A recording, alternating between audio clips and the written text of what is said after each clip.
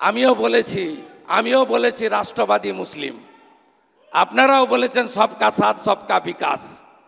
আর বলবো না, বলবো जो हमारे साथ हम उनका साथ, सबका साथ सबका विकास बंद करो, नो नीड সংখ্যালঘু মোর্চা।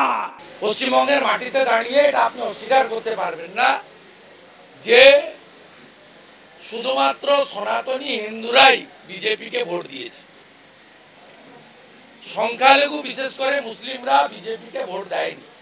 আমি রাজনৈতিক আমার অ্যাঙ্গেল থেকে বলেছি, এর সঙ্গে ভারত সরকারের ডেভেলপমেন্টের কাজ কোনো সম্পর্ক নেই। এই প্রোগ্রামে বা এই অনুষ্ঠানে প্রচুর ডেলিগেটস এসেছিলেন।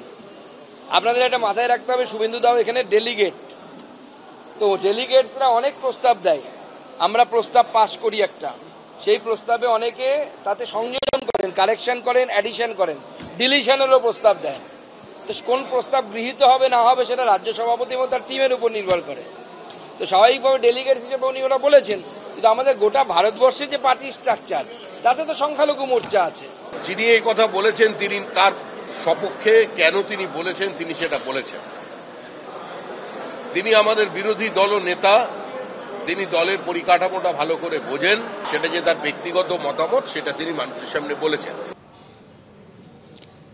লোকসভা ভোটে বিজেপির ভরাডুবি, তার দায় কি এড়ালেন শুভেন্দু অধিকারী?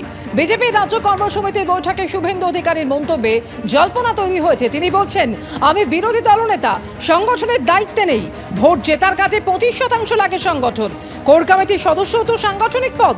পাল্টা জবাব সুকান্ত।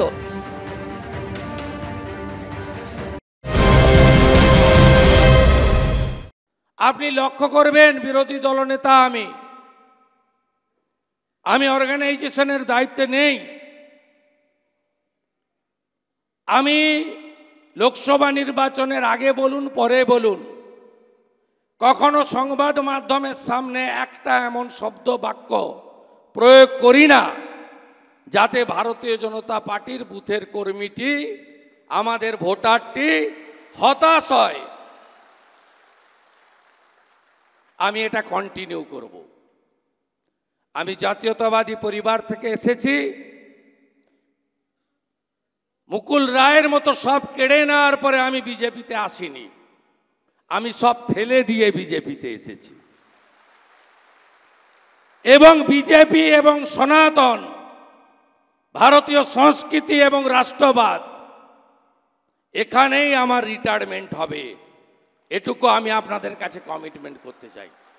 আমার মনে হয় যখন একটি রাজনৈতিক দল হারে তখন এই ধরনের বক্তব্য আসে, এবং আমি আপনাকে সোজা ফর্মুলা বলেছি যে কোনো দলের সংগঠন দুর্বল না শক্তিশালী এটা বোঝার একটাই উপায়, সেটা হচ্ছে যেদিন ক্ষমতায় আসবে সেদিন দল সংগঠন শক্তিশালী, যতক্ষণ না ক্ষমতায় আসছি ততক্ষণ সংগঠন দুর্বল।